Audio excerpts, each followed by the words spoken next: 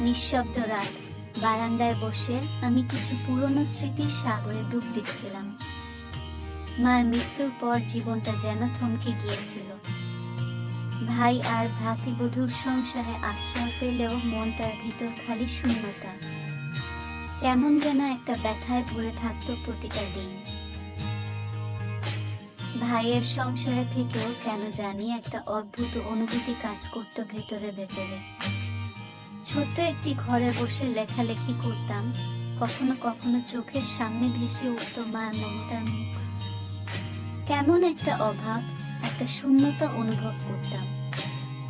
ঠিক তখনই জীবনে এলেন তিনি, নামী লেখক, সুদর্শন এবং মেধাবী। একদিন সাহিত্য আড্ডায় আমাদের পরিচয়, তারপর ধীরে ধীরে গভীর বন্ধুত্ব। কথা, কবিতা, গল্প সবকিছুতেই খুঁজে পেলাম এক নতুন সঙ্গী। ধীরে ধীরে তিনি আমার জীবনের একটি অবিচ্ছেদ্য অংশ হয়ে উঠলেন। প্রতিদিনের খোঁজ খবর, একসাথে গল্প, লোকের ভ্রমণ, সকল কষ্টের মাঝে যেন একটু সুখের বার্তা। তার সাথে কাটানো প্রতিটি মুহূর্ত যেন ছিল স্বপ্নের মতো। একদিন জানালেন তাকে বিদেশে যেতে হবে দীর্ঘদিনের জন্য। মনটা ভেঙে গেল। তেমনি এক ঝড়ো রাতে বিদায় জানাতে এলেন। তার চোখে ছিল অশ্রু, আমার হৃদয়েও ছিল বেদনার অন্ধকার।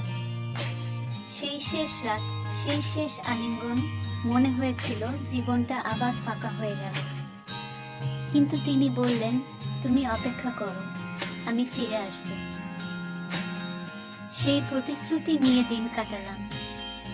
প্রতিদিন চিঠি লিখতাম, প্রতিদিন তার উত্তর পেতাম।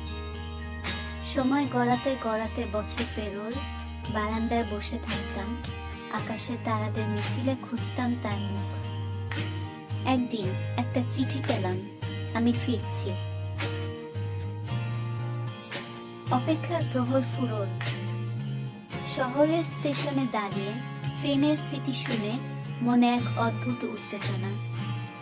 ট্রেন থেমে গেল, খুঁজতে থাকি সেই প্রিয় মুখ। হঠাৎ দূর থেকে দেখা গেল তাকে, হাত নাড়ছেন, হাসছেন। আবার জীবনটা যেন রঙিন হয়ে উঠল। তিনি ফিরে এলেন, সাথে নিয়ে এলেন সুখের এক নতুন অধ্যায়।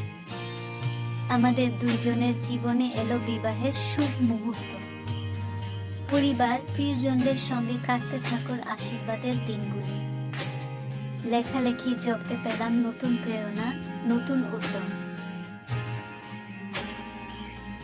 এখন আমরা সুখে আছি, একসাথে জীবনকে এগিয়ে নিয়ে যাচ্ছি। প্রতিদিনের জীবনে ভালোবাসার ছোঁয়া, স্বপ্নের সোনালী রোদ খুঁজে পাই। জানি মার আশীর্বাদে আমাদের জীবনকে নতুন করে সাজাতে পেরেছি।